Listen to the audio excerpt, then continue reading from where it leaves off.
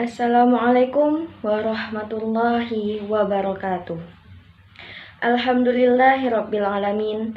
Wassalatu wassalamu ala asrafil anbiya'i wal mursalin Sayyidina wa habibina wa syafi'ina wa maulana Muhammadin wa ala alihi wa sahbihi ajma'in. Amma ba'd.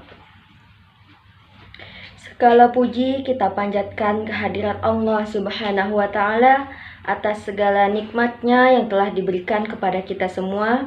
Nikmat sehat, nikmat taufik, hidayah, dan nikmat yang paling besar yaitu nikmat iman dan Islam. Mudah-mudahan setiap derap langkah bisa membuahkan pahala bagi kita semua, bisa menjadi penghapus dosa dan pengangkat derajat di hadapan Allah Subhanahu wa ta'ala. Salawat serta salam tak lupa juga kita haturkan kepada hamba Allah yang paling mulia akhlaknya, yakni baginda besar Nabi Muhammad SAW, kepada keluarganya, sahabatnya, kepada kita semua, serta kepada seluruh umatnya hingga akhir zaman. Bapak, Ibu, serta teman-teman sekalian, di antara nikmat agung yang diberikan oleh Allah kepada kita adalah nikmat lisan. Namun, jika lisan ini tidak dimanfaatkan dalam ketaatan kepada Allah, maka dia akan menjadi bumerang bagi pemiliknya. Jika nikmat ini tak dapat difungsikan dengan baik, tapi justru digunakan untuk menggunjing, memfitnah, berkata kasar, memaki, mengadu domba untuk memecah belah, dan lain sebagainya, maka diam adalah pilihan paling tepat, sebagaimana perintah Rasulullah SAW yang berbunyi, "Man kana yu'minuna billahi wal yaumil akhir falyakul khairan aw liyasmut."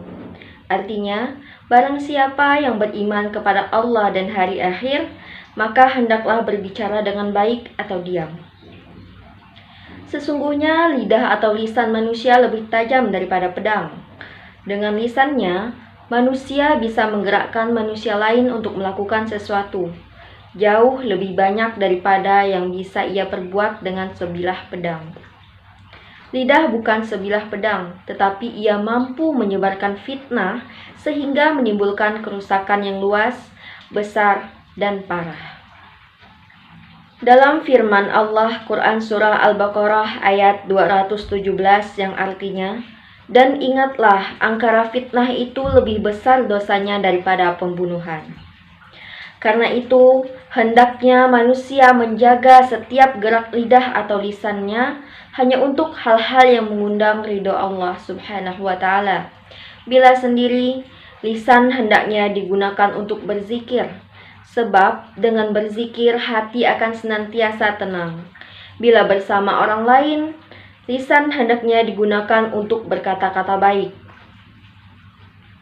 agar lisan senantiasa membawa manfaat bagi diri dan bagi sesama manusia.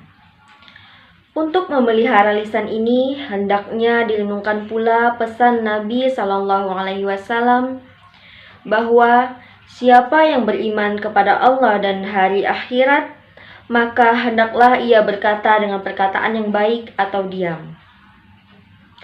Begitu besarnya bahaya yang ditimbulkan oleh lisan.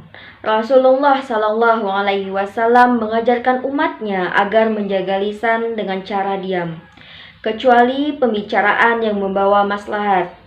Diam adalah benteng lidah manusia dari perkataan yang sia-sia. Banyak hikmah yang dapat dipetik dari sikap diam. Diam adalah ibadah tanpa mengeluarkan tenaga, perhiasan tanpa harus berhias, karisma tanpa diminta, kerajaan tanpa singgasana, benteng tanpa pagar, istirahat bagi kedua malaikat pencatat amal, dan penutup segala aib. Rasulullah SAW pernah mengajarkan bahwa ada dua amal ibadah yang paling mudah dilakukan oleh manusia, yaitu diam dan budi pekerti yang baik. Rasulullah SAW juga mengabarkan kebanyakan manusia masuk neraka disebabkan oleh dua hal, yaitu lisan dan kemaluan. Para sahabat dan ulama terdahulu telah memberikan teladan tentang bagaimana menjaga lisan dari perkataan yang sia-sia dengan diam.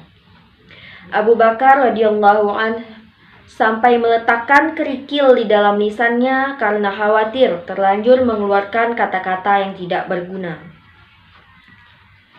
Adapun dalam Quran surah Al-Mu'minun ayat 1-3, Allah telah menjamin setiap manusia yang memelihara lisannya sebagai mereka yang beruntung.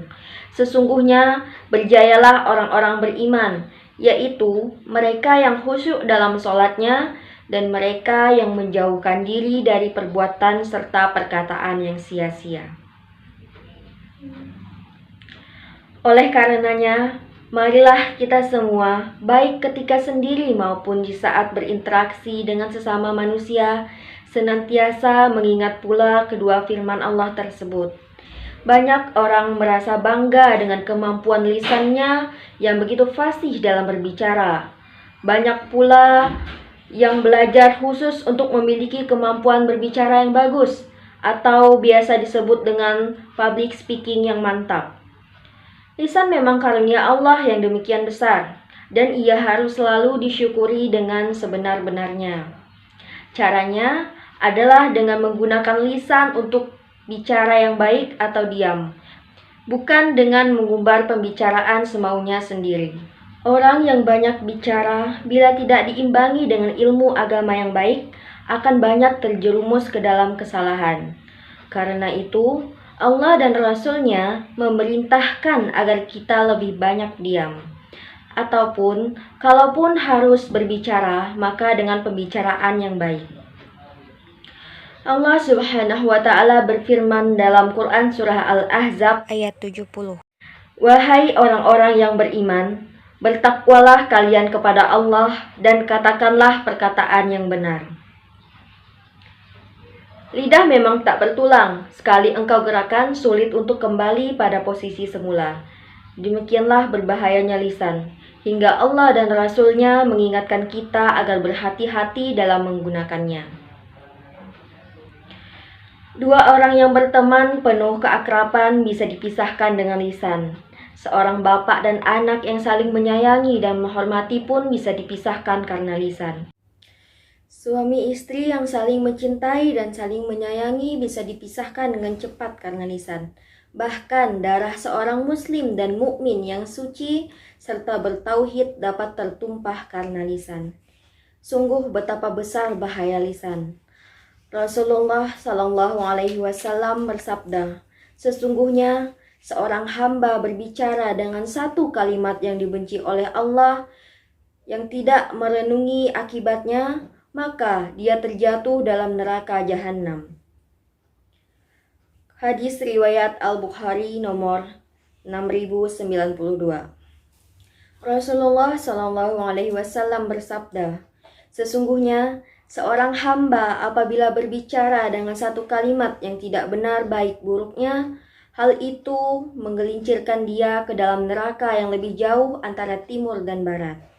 Hadis riwayat Al-Bukhari nomor 6091 dan Muslim nomor 6988 dari Abu Hurairah radhiyallahu anhu. Bapak, Ibu, serta teman-teman sekalian, menjaga lisan jelas akan memberikan kita banyak sekali manfaat. Di antaranya, yang pertama, akan mendapat keutamaan dalam melaksanakan perintah Allah dan Rasul-Nya. Yang kedua, akan menjadi orang yang memiliki kedudukan dalam agamanya. Dalam hadis Abu Musa al-Asy'ari, Rasulullah Shallallahu Alaihi Wasallam ketika ditanya tentang orang yang paling utama dari orang-orang Islam, beliau menjawab, orang Islam yang paling utama adalah orang yang selamat dari kejahatan tangan dan lisannya. Hadis riwayat Al-Bukhari nomor 11 dan Muslim nomor 42. Manfaat yang ketiga, mendapat jaminan dari Rasulullah Sallallahu Alaihi Wasallam untuk masuk ke surga. Rasulullah Sallallahu Alaihi Wasallam bersabda dalam hadis dari Sal bin Sa'ad, barang siapa yang menjamin untukku apa yang berada di antara dua rahangnya dan apa yang ada di antara dua kakinya, maka aku akan menjamin baginya al-jannah atau surga. Hadis riwayat Al-Bukhari nomor 6088. Manfaat yang keempat, Allah akan mengangkat derajatnya dan memberikan ridhonya kepadanya. Rasulullah Shallallahu Alaihi Wasallam bersabda dalam hadis dari Abu Hurairah radhiyallahu anhu, sesungguhnya seorang hamba berbicara dengan satu kalimat dari apa yang diridhoi Allah yang dia tidak menganggapnya bernilai, ternyata Allah mengangkat derajatnya karenanya. Hadis riwayat Al-Bukhari nomor 6092. Demikian yang dapat saya sampaikan. Semoga kita selalu diberi kemampuan oleh Allah untuk melaksanakan perintahnya dan perintah Rasulnya, dan diberi kemampuan untuk mengejar keutamaan tersebut. Selalu berhati-hati dalam menggunakan lisan, karena kita tidak tahu perkataan yang terucap dari mulut kita bahkan dapat menyinggung atau menyakiti hati orang yang mendengarkan. Mohon maaf apabila banyak kesalahan dalam menyampaikan. Semoga apa yang telah disampaikan dapat diambil pelajaran. Akhir kata, wabillahi taufik wal hidayah. Wassalamualaikum warahmatullahi wabarakatuh.